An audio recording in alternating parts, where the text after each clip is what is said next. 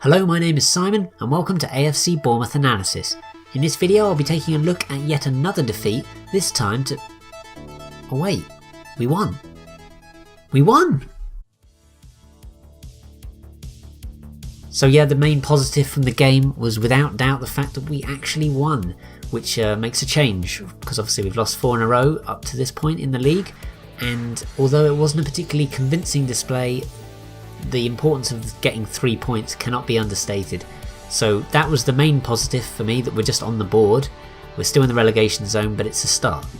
But the main positive in terms of the team itself was without doubt Jordan Ibe. Who would have thought it? Who came on and basically flipped the game completely on its head. He came on in the 65th minute, and up to that point we were struggling, and he turned it around with 2 brilliant assists, also aided by the fact that the people he set up finished their chances wonderfully. Andrew Sermon for the first and Jermaine Defoe for the second. Jordan Ibe, yeah, and it wasn't just that either. His overall performance was superb. There was a bit where we were winning and I think he ran it into the centre of the park with a really forceful run, won a free kick at an important time. There was another bit of interplay he did with Defoe where he perfectly weighted the passes, and he just looked completely on his game and looked like the player that we've all been hoping that he can be. So that was a huge positive. The bad points, you'd think winning would mask everything, but no, you can only say that it really papered over some of the cracks, because up to before Jordan Ibe came up, I mean, I was going to get the bleach out and start drinking it, to be honest, because I just didn't want to watch anymore. So much sideways passing, so much backwards passing. Brighton were very well organised. I've not seen a team in the Premier League come to Dean Court and set their stall out in such a defensive fashion. I don't think since, well, I'm not sure in the Premier League there has been a team that's done that. So yeah, and they were very hard to break down, and we just weren't offering anything. There was no penetration from central midfield. Although Andrew Sermon had a decent game, Harry Arter looks completely off it. And on the wings, Mark Pugh didn't really have a huge impact. He was trying hard. The whole team were trying, but it just clearly wasn't clicking. And Ed, I think part of the reason is because Howe is falling back way too much on the old guard, which he always does when we're in a rut. But I think this was one game, this was the time where it just didn't work, because obviously Jordan Ibe coming on changed the game, not the fact that we had so much of the championship winning team in the first 11. So I think it's time for a lot of these players to step down, and how to let younger and more exciting players come in. Naming particular names, I'll move on to the next section. Yeah, there were some really poor performances in there. Starting from the back, Simon Francis looks like he's really had it at this level. He just looks like there's an error in him. Last season obviously he made several errors but had some decent performances, but I think it's time. I mean, Mings is a much better player than him at the current time. He's faster, better in the air. Francis is trying, he's a trier, bless him, but he's just not up for it. Every time he gets the ball he looks, I'm worried now. There was a bit near the end where he just lost the ball under his feet, and we can't afford that. He is going to make an error sooner rather than later, so he needs to be dropped now before it happens. But I don't know, I can't see how dropping him, because he's the captain. And then in the centre of the park, Harry Arter looks a shadow of what he has been in previous seasons. He's looked poor all season.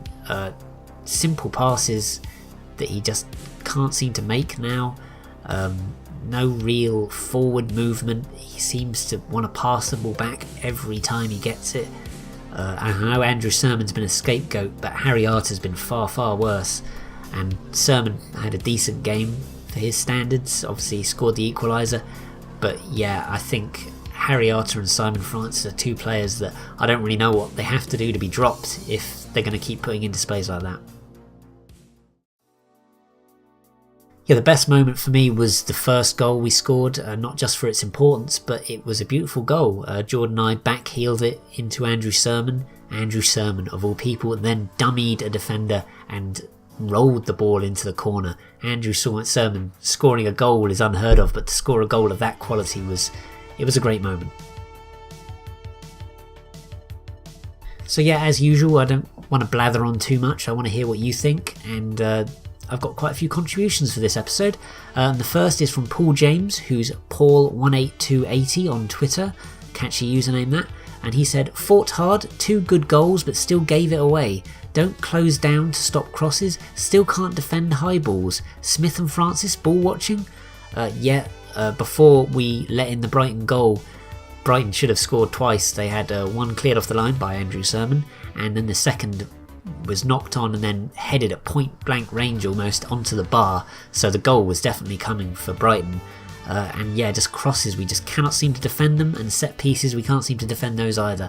And I'm not really sure what the answer is, but Howe doesn't seem to have it if, recent games are anything to go by, so I think it's just going to stay a weakness, and it's a bit worrying, really. And then David Yates, who is David N. Yates on Twitter, also got in touch, and he said, can't defend balls in the box. Sermon great, Arter off his game, Ibe has to play on early season form.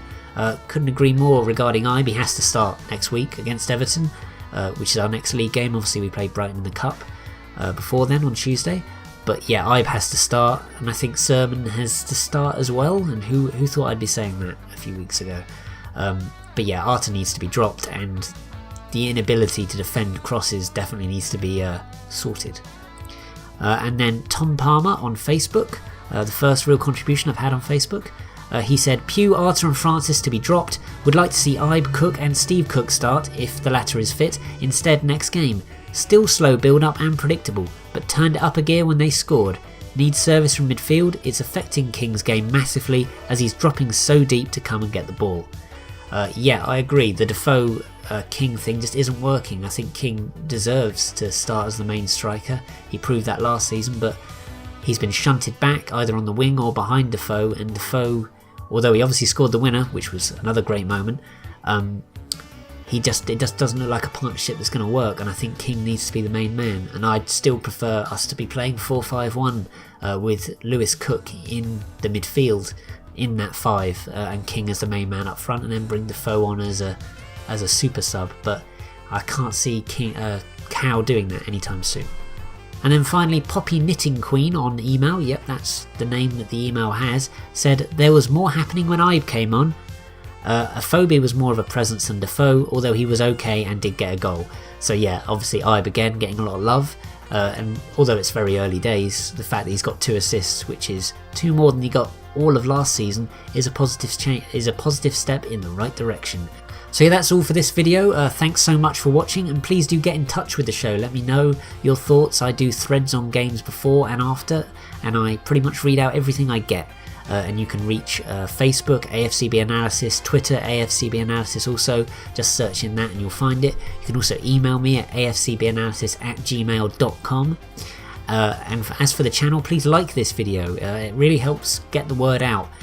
Comment, let me know what you think. And I'll read out YouTube comments as well. Subscribe so you make sure you know when the next video is coming. Follow the Facebook and Twitter accounts. And thanks again so much for watching, and up the cherries in all departments.